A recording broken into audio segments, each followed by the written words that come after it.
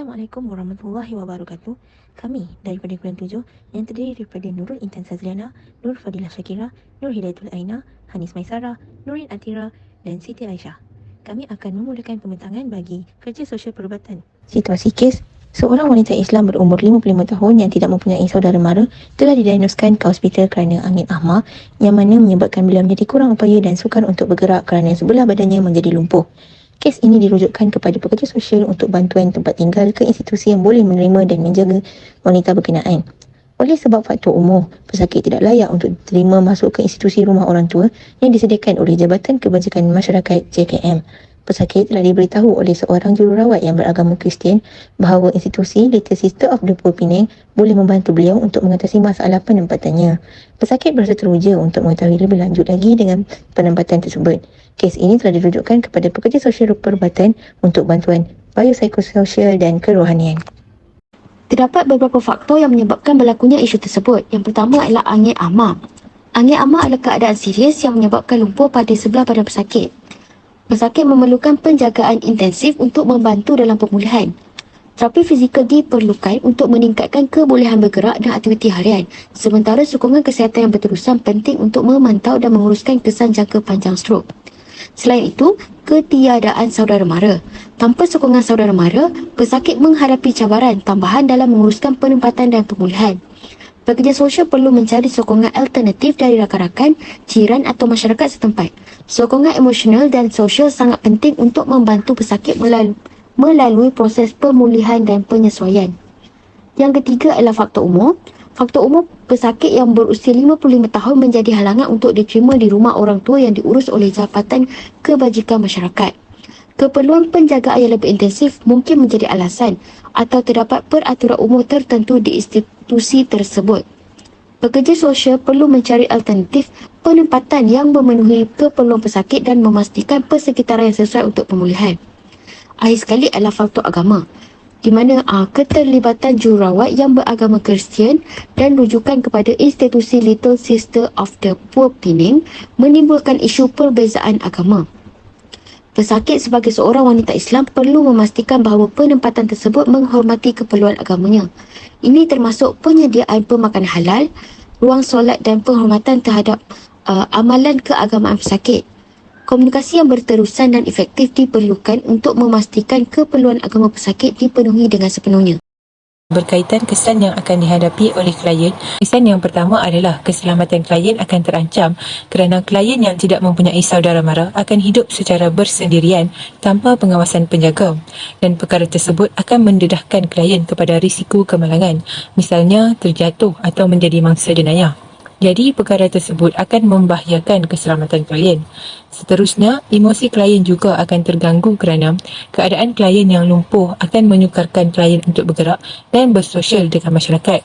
Kesannya, klien akan berasa kesunyian, rasa diri tidak berguna atau rasa dipinggirkan. Perkara ini seterusnya mendorong kepada kemurungan yang tidak baik terhadap emosi klien. Itu sahaja daripada saya serahkan kepada pembentang yang seterusnya. Seterusnya, kesan terhadap isu adalah klien tidak mampu uruskan diri. Ini menyebabkan keadaan klien akan menjadi tidak terurus dari segi pakaian, makanan serta keadaan di rumah. Klien tidak mampu bergerak dan perlu bergantung kepada orang lain untuk menguruskan dirinya. Kesan yang keempat adalah kesihatan klien bertambah teruk.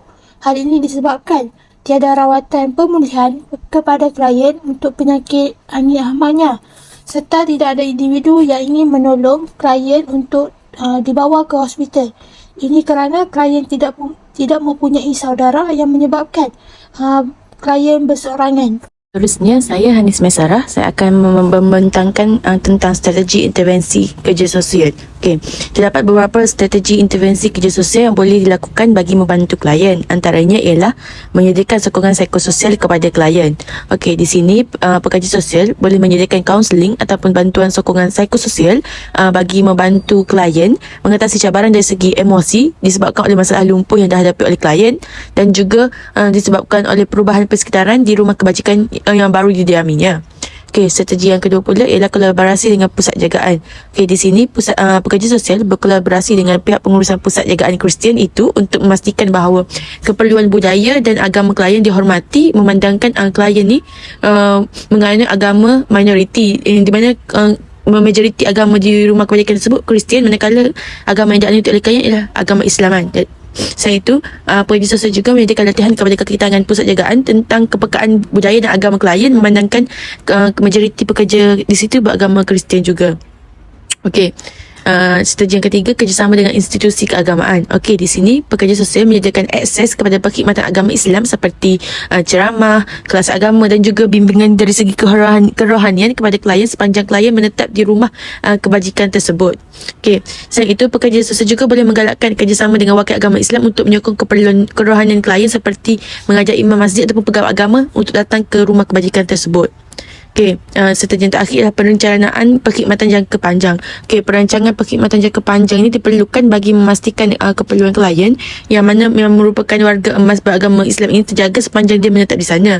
Okey, perancangan ini juga mengambil kira penglibatan klien bagi memastikan perancangan jangka panjang ini boleh dijalankan. Selain itu, pekerja sosial juga boleh menjalinkan kerjasama bersama agensi kesihatan sebagai salah satu daripada strategi untuk membantu klien. Pekerja sosial boleh memainkan peranan untuk menghubungkan klien dengan agensi kesihatan supaya klien boleh menjalankan rehabilitasi. Kerjasama bersama agensi kesihatan ini juga bertujuan untuk memberikan latihan kepada kaki tangan pusat jagaan tentang cara penjagaan pesakit strok seperti senaman fisiologi, cara mengalih dan mengangkat pesakit strok serta posisi pesakit strok yang betul. Strategi yang seterusnya ialah menjalinkan kerjasama bersama Jabatan Kebajikan Masyarakat. Pekerja sosial boleh menghubungkan klien dengan Jabatan Kebajikan Masyarakat untuk bantuan kewangan bulanan warga emas sebanyak RM500 supaya dapat membantu menampung kos ubatan dan kelengkapan diri klien seperti lampin pakai buang dan juga peralatan sokongan yang lain. Strategi yang terakhir ialah memberikan pendedahan dan pemahaman terhadap kebudayaan dan tradisi. Tujuan pendedahan dan pemahaman ini adalah untuk melatih kaki tangan pusat jagaan tentang keperluan dan kepercayaan warga emas beragama Islam, termasuk pengenalan kepada tradisi dan kebiasaan makanan halal. Selain itu, pendedahan ini dapat membantu pusat jagaan untuk menyediakan pilihan makanan yang memenuhi keperluan diet halal dan memahami tradisi kebudayaan mereka. Itu sahaja daripada kami. Sekian, terima kasih.